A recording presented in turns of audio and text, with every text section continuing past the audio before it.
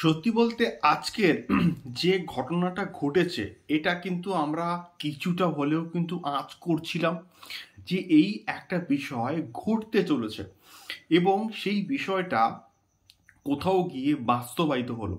নমস্কার বন্ধুরা, আমাদের চ্যানেল দীপস জার্নিতে আপনাদেরকে অনেক অনেক স্বাগত। এখন আমরা যে বিষয়টাকে নিয়ে কথা বলতে এসছি সেটা হচ্ছে অবশ্যই চিন্ময় কৃষ্ণ দাসকে নিয়ে, এবং আজকের চট্টগ্রামের একটা আদালতে কিন্তু তার শুনানি হওয়ার কিন্তু কথা ছিল। গত 25 নভেম্বর কিন্তু তাকে ঢাকা যে এয়ারপোর্ট থেকে কিন্তু অ্যারেস্ট করা হয়েছিল এবং তার প্রতি যে অ্যালিগেশনটা ছিল সেটা সম্পূর্ণভাবে একটা ভুলভাল অ্যালিগেশনস, কোনো যুক্তিহীন একটা কিন্তু অ্যালিগেশনস ছিল। যাই হোক, এটাকে নিয়ে আমি কিন্তু প্রিভিয়াসলি কথা বলেছি যে তাকে কী জন্য অ্যারেস্ট করা হয়েছিল।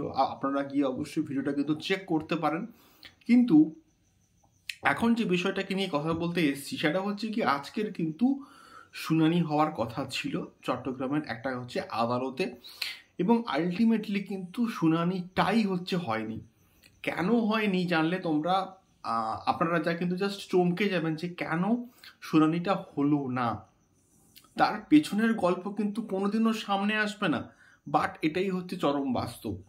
তার কারণটা হচ্ছে চিন্ময় কৃষ্ণ দাসের কোনো আইনজীবী শুনানিতে প্রেজেন্ট ছিল না, এবং যে খবরটা আমরা পাচ্ছি তার যে প্রধান আইনজীবী তাকে মেরে ধরে হসপিটালে ভর্তি করে দেওয়া হয়েছে। এই খবরটা কিন্তু আমরা এক্স্যাক্টলি পাচ্ছি, এবং তার পক্ষে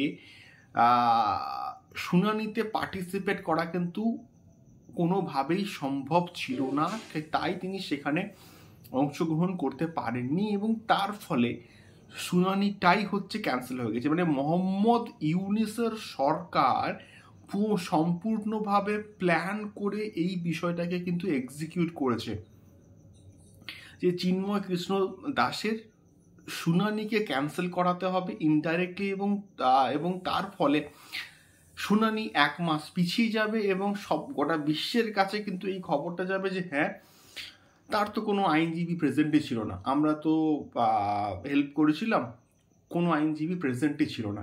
এই খবরটা কিন্তু আলটিমেটলি গোটা বিশ্বে রটাবে, কিন্তু আলটিমেটলি এর ভেতরের খবরটা হচ্ছে আইনজীবীকে মেরে ধরে হসপিটালে যদি ভর্তি করে দেওয়া হয় তাহলে সে আদালতে আসবেই বা কীরকম করে।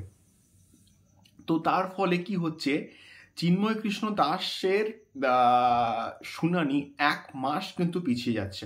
তার ফলে 1 মাস কিন্তু তাকে জেলেই কিন্তু থাকতে হবে, তাকে কারাগারেই কিন্তু থাকতে হবে। এবং নেক্সট যে শুনানিটা হচ্ছে সেটা হচ্ছে গিয়ে 2 জানুয়ারি 2025। তো এই দিনে কিন্তু আবার শুনানি হতে চলেছে। ইন বিটুইন 1 মাসের মধ্যে কি ঘটবে, কি বৃত্তান্ত আমরা কিন্তু কেউই জানি না। যদি চিন্ময় কৃষ্ণ দাসের কিছু হয়ে যায় তাহলে তো বাংলাদেশ শেষ, জাস্ট ফিনিশড। আমি শিওর শট কিন্তু বলছি, এবং বাংলাদেশ চাইবে যে চিন্ময় কৃষ্ণ দাসের কোনো যেন ক্ষতি না হয়। সো এই বিষয়গুলো মোহাম্মদ ইউনূসের সরকার এবং বাংলাদেশ সরকার সম্পূর্ণভাবে প্ল্যান করে কিন্তু করছে, যে বিষয়টা আমরা তো কেউই মানতে পারছি না বা মেনে নেওয়াটা আমাদের পক্ষে জাস্ট সম্ভব নয়। সো দেখা যাক এই চিন্ময় কৃষ্ণ দাস মহাপ্রভুকে নিয়ে আলটিমেটলি কি করতে চাইছে বাংলাদেশ সরকার, মোহাম্মদ ইউনূসের সরকার। এটা জাস্ট কল্পনারও কিন্তু বাইরে, জানি না এক্স্যাক্টলি কি হবে। এবং এটাকে নিয়ে গোটা বিশ্ব এখন কিন্তু সরগরম। মানে হিন্দুদের উপর যা অত্যাচার, যা নির্যাতন চালানো হচ্ছে, এই বিষয়টার কে নিয়ে আমরা প্রতিবাদ করছি ভিডিওস করে, এবং এছাড়া আমরা আর এক্স্যাক্টলি কি করতে পারি বলুন তো।